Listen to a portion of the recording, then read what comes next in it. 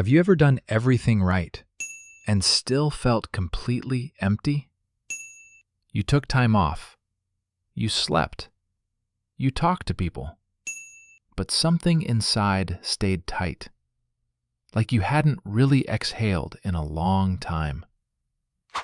Japanese researchers studied what a dog does to the human mind. They measured everything: stress, sleep, blood pressure, anxiety, and they found something unexpected.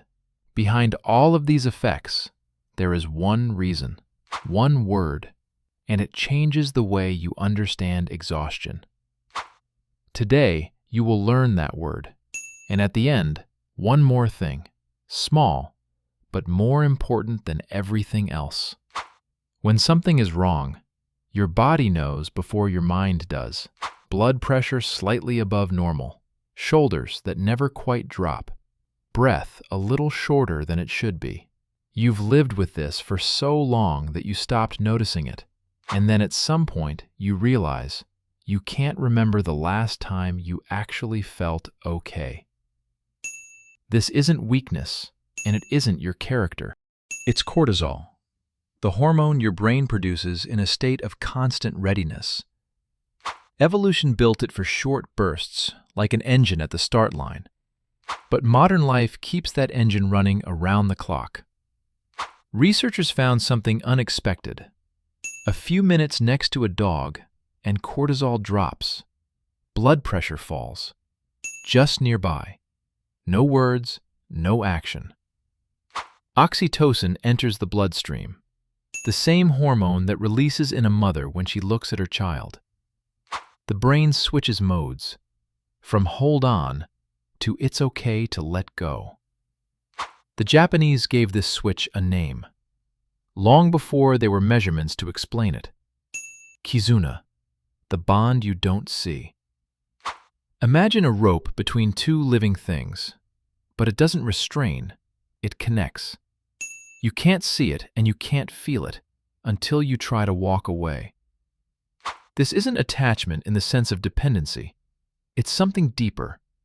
The feeling that there is a living being nearby who needs you just as you are. In Japanese culture, Kizuna describes the most real connections that exist between people who survived something difficult together, between an old man and the tree in his yard that he planted 40 years ago, between an owner and a dog who greets him the same way every single day, as if it's the best moment of her life. Science explains this through oxytocin, but the Japanese understood the essential thing first. A person cannot recover in isolation. They need a living connection. Not conversation, not information, just living presence beside them. The problem is that most people look for this in completely the wrong place. You'll recognize at least one of these. The first, you open a series, a feed, YouTube, anything to avoid sitting with the silence.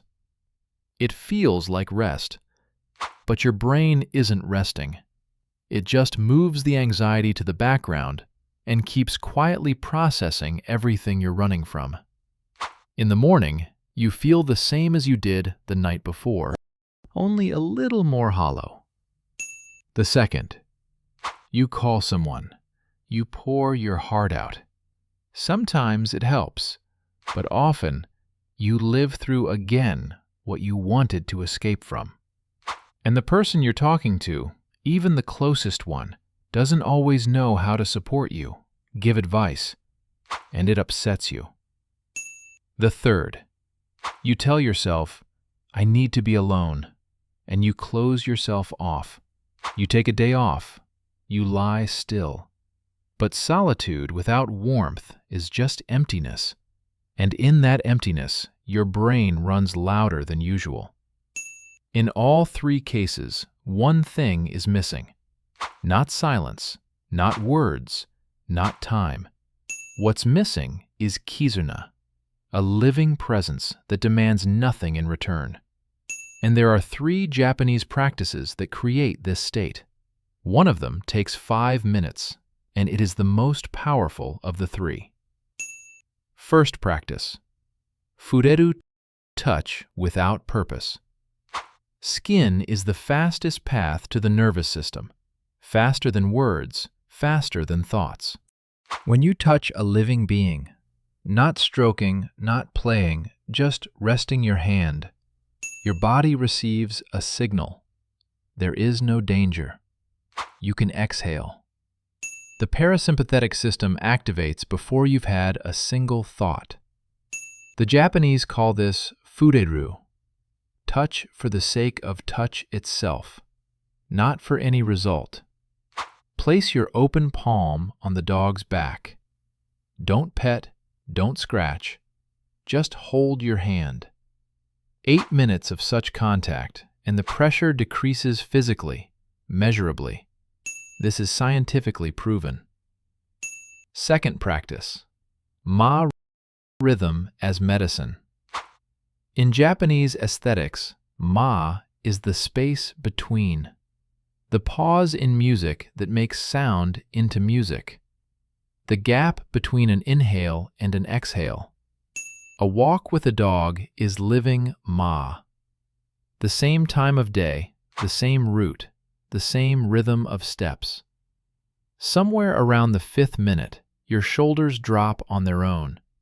The brain that spent all day jumping between tasks suddenly receives what it was missing: predictability, repetition, rest without effort. Repetitive movement with low physical load is one of the most effective ways to reduce activity in the brain's anxiety centers. Not meditation in a lotus position, just walking, in the same rhythm as something alive. 20 minutes without headphones, without your phone in your hand, just walking beside them. Ma isn't created by a place, it's created by rhythm. Third practice, Mitsumeru. 5 seconds that change the chemistry. This is the shortest practice, and the most unexpected. When you look a dog in the eyes, without looking away, oxytocin releases in both of you. Evolution built this feedback loop as a bonding mechanism between mother and child. Dogs are the only animals that hacked this mechanism and learned to use it with humans. 5 seconds of eye contact. Something shifts inside. Not because you tuned in, but because this is how biology works. When the dog looks at you, don't look away first. Just let it last. 3 practices: touch, rhythm, gaze. All 3 work. But there is something that researchers mention quietly, almost in passing, and it is the key to everything. People who treat a dog as a tool for security, for health, to feel a little less alone, receive less oxytocin. The body feels the difference between presence and use.